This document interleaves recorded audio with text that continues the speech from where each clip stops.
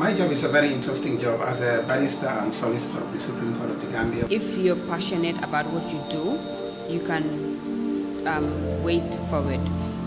Basically, it all started in the streets. It was never easy being here. Hello, esteemed viewers. My name is Fati Jallo and here with my co-host on the next step, Bakari Fati. We're here with news that will make you stare.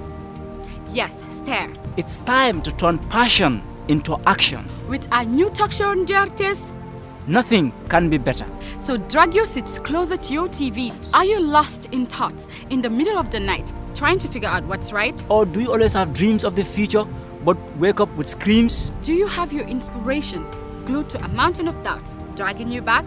Or is it all about being clueless? Would you like an extra light to be reflected in all thoughts of your future aspirations by role models and charismatic figures? Have all these questions answered by lawyers, Doctors, artists, carpenters, you name it. all present in the studio. Get Get inspired by joining us on JRTS with the next step. Watch out, y'all.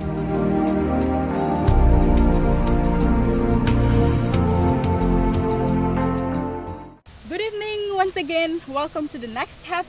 I'm your host, Fati Jallo.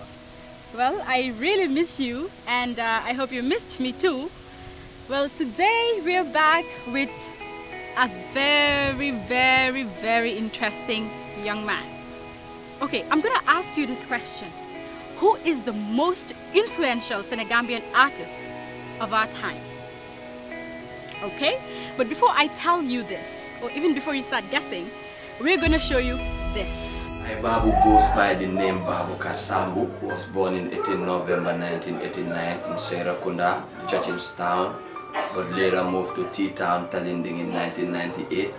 Yeah, okay, started rapping in 2011 with a crew called the G's, but later moved in solo in 2013. Recorded my first solo track on 26 June 2013. It was on Friday. Yeah, I still remember. Kololi, yeah. I have a CV, yeah, and I have a press book. Okay. You know, yeah, like I'm doing music as a career. Music is my only job now. Music is the only thing that I do in my life right now. Okay, going back to me, I was a footballer, but I was never in the starting 11 because I was always late for training. I used to go to the studio, you know. This is how I build myself in the streets, learning from Tupac days, from Gaston days to Paco T days, you know, Maslabi days, Fugitive days, the Surgicals, you know, started rapping since 2012. Yeah, 2012 was the best year of my career then. Basically, it all started in the streets. It was never easy being here, you know. It's never easy being here because you have to push and go through so much pain and stress to be up here, you know. By then, we were having less than 9 radio stations. Our songs wouldn't be played on air until we know people who play songs on air. So those days, that was how the music goes.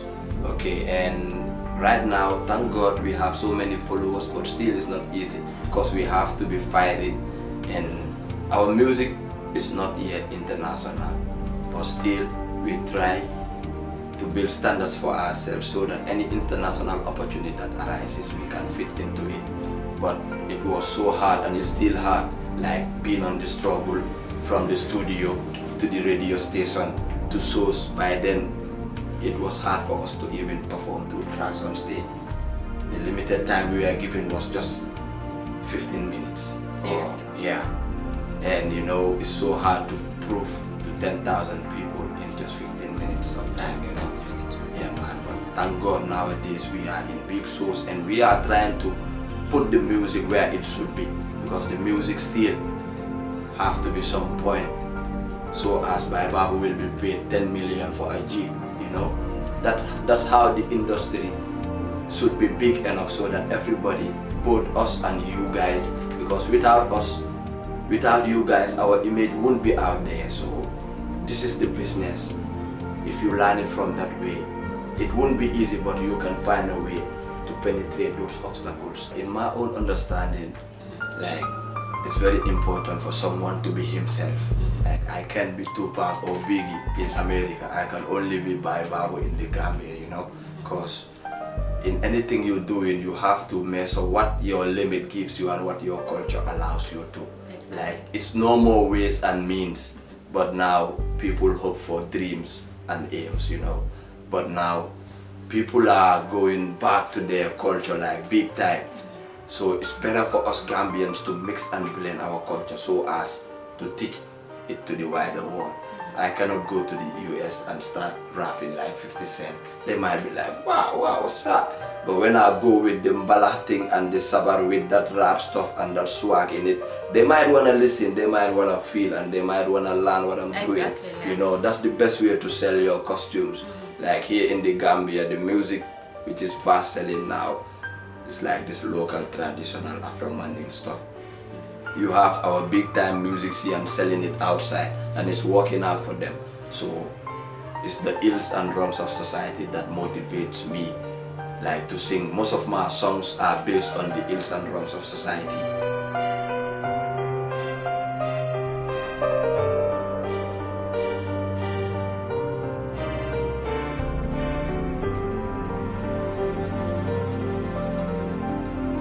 I was not studying anything related to music. In fact, I was a footballer. I used to play football. I'm a very good goalkeeper. Wow. Yeah, but you know, I was never on the starting 11. You know, always they used to sit me on the bench. And I think it's the bench that I developed my lyrics and started rapping. I don't know, but my family was so free though. Okay. Yeah, my dad is a clearing agent. My mom is a teacher, and I studied arts. You know. So basically I started this entertaining stuff since my school days, like primary school days. I used to be in the drama team, in the football team, like debate competitions.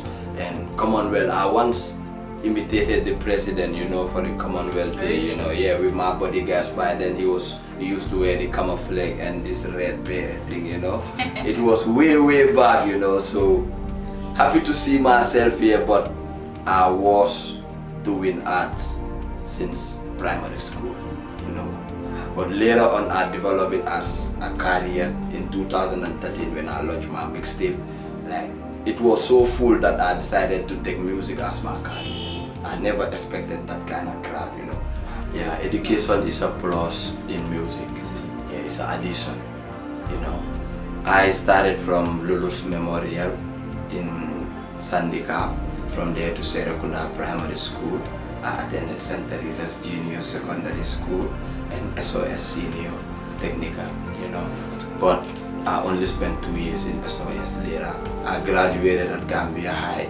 I did my grade 12 at Gambia High, you know. And my educational background helped me too much in my musical career because there were so many opportunities I learned through education that's helping me today. So my advice to the youth is education first, you know. Man nama dem ba jehal school ma don music, and that's the main thing I can say. So in anybody trying to copy by Babou or you wanna be by Babou, go to school, learn, then from there come and be more than by Babou, you know. That's the saying, and that's the advice to every youth. Like I'm still learning and I intend to go to school. Even now, if anybody pays for my school, I'm going back to school because like my mama is a teacher and she's still teaching. So who am I not to go to school? So what in the street, go to school, do your schooling before music. You can do music, do schooling, but be on the schooling way more. After that, you can go to the studio because in school you can learn how to be a producer, how to be an artist, how to be a filmmaker. You know, arts is a branch but different pillars. So I just took the smallest pillar of it, like just writing lyrics and making it a form of music. But music is just more than what we are doing in the Gambia. Music to me is like love that we develop to entail, like to captivate the emotional feeling of somebody. Like we the artists, sorry to say, we are not seducers. Like our music seduces people. That's how I'm gonna speak on the path. Like I'm music now. I'm answering for music. You know, music is born through the human tale. Like it blends people, bring them together. Okay, in as much as it separates people too. So music was created, I don't know by who, but if that person is alive, I wanna sing his hand before he die. Yeah, man. I have somebody in my life, you know, but it's some kind of special thing that I don't just talk about, and you know, it's so much because I don't hold relationship for fun, you know. Yeah, it's something that I'm straight on, just like my music. But right now, I'm only focusing on my music and trying to make my album look better than other albums, you know. But after my album, suddenly I might wanna get married. Yeah, I'm not young. I would love to see myself on BET or Kora Awards, you know, doing it for the Gambia, you know. That's the spirit. Yeah, that's my target, you know. And inshallah, if we don't have it this year, maybe next year. It won't be even 5 years that you mentioned, you know, cause the vast popularity of the music in the Gambia now can take our music further, you know. Like the love we have and the appreciation can make us do more and more so that we can be there one day, even if not us but the work, like collabos. You can have a collabo with an international artist and that music was on the chart. So it's you who are there for the Gambia, you know. So we're trying to make our music higher, higher, higher. Like Ajbasako, you aim high. In anything you do, just aim high, you know.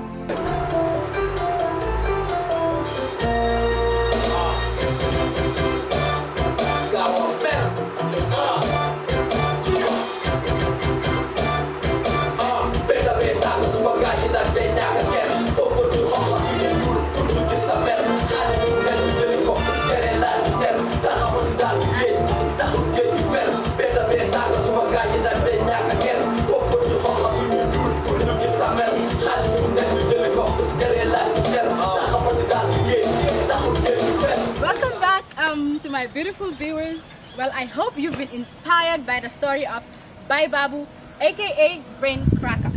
Yes, he did say that, Brain Cracker. Well, he mentioned something very important. He said whatever you do, just aim high. And by aiming high, you will not just realize that the sky will not be the limit, but perhaps another step for you to get to where you want to be. Well, bye for now, and hope to see you on the next edition of The Next Step.